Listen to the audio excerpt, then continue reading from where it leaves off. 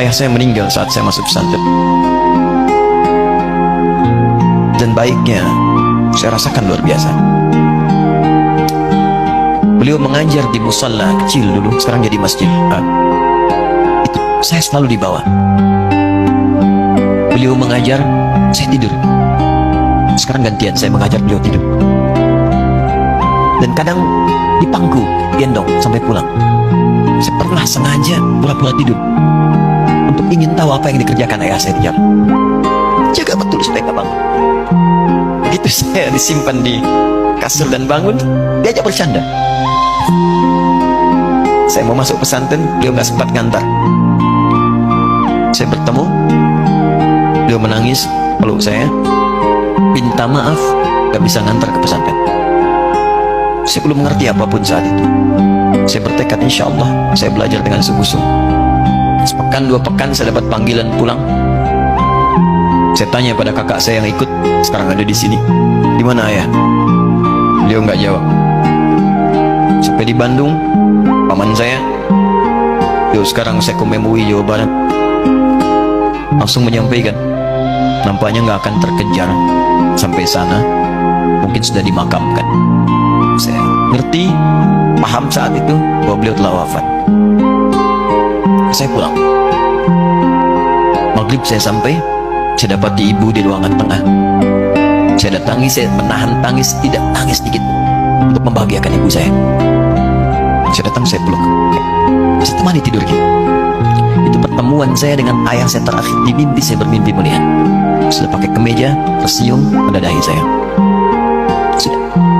Besoknya saya cari kamar, ternyata Allahu Akbar, apa yang selama ini saya pelajari di pesantren, kitabnya sudah ada di kamar semua, sudah disiapkan.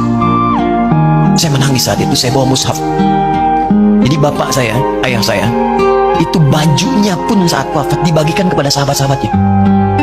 Bajunya, kitab-kitab ini dibagikan. Ibu saya menunjukkan kemudian ada jam yang nanti nak pakai. Saya bilang, simpanlah. Saya bawa mushaf.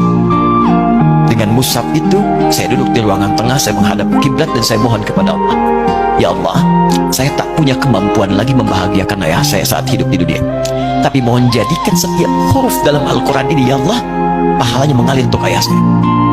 Begitu saya bacakan saat itu, tak bisa saya berhenti, dan tiba-tiba langsung masuk ayatnya, artinya, posisinya, nomornya, tak pernah berhenti, masuk.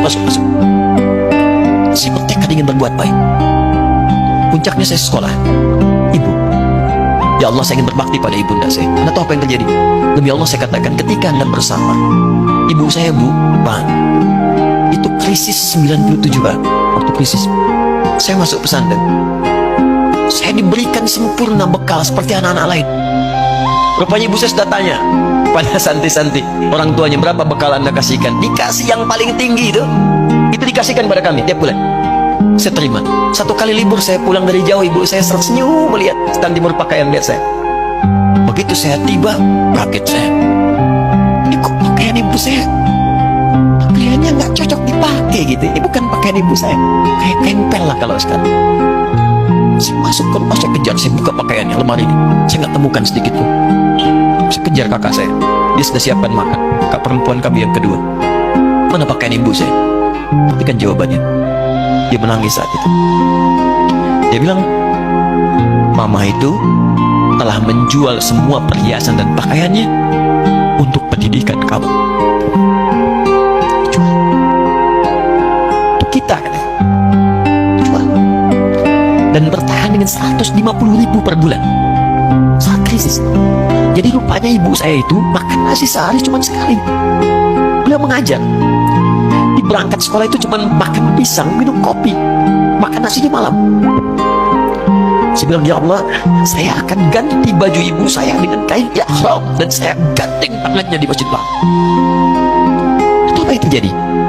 Begitu saya kuliah di Libya, alhamdulillah, saya berangkat, saya mulai mengajar, saya serius belajar. Saat itu kemudian Allah mulai berikan jalan. Saya ingin sungguh-sungguh. Malam saya bangun, saya sholat, saya belajar, saya menghafal Quran, saya belajar riwayat Quran. Sampai puncaknya tiba.